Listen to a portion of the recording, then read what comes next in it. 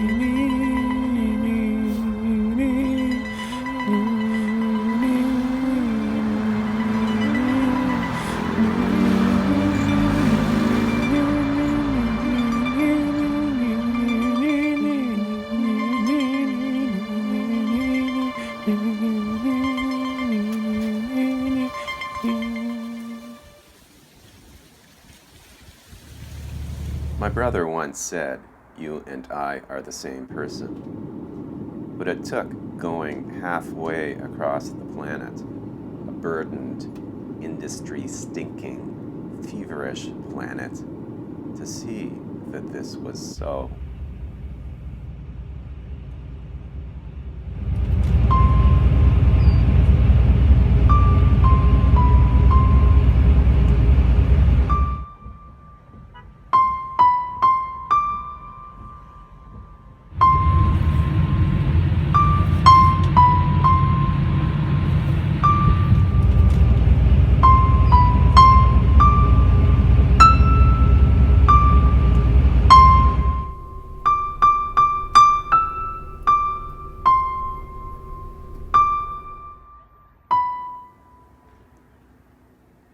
When do we reach the point where we understand another human being?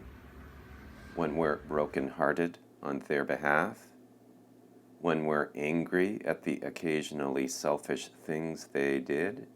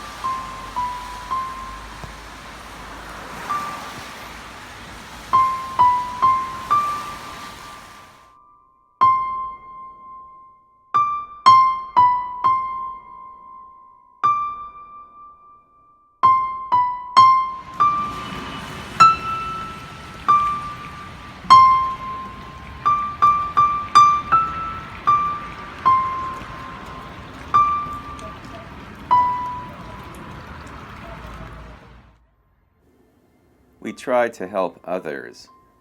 We try to help ourselves. And we'd be able to do that, we'd be able to succeed if our actions weren't framed by time. I see my brother one last time. My head is throbbing from blows like a soldier's head. My brother's gut is throbbing from surgery. The knives that can only contain and temporarily minimize the failure of his liver. The hospital staff doesn't like my brother. They don't like his type. But when they do that, I'm angered, and they don't like me. Yes, my brother was an addict. His drug sold legally by millionaires only causes the occasional death. But he was also, and this is where he and I join, an artist out of time.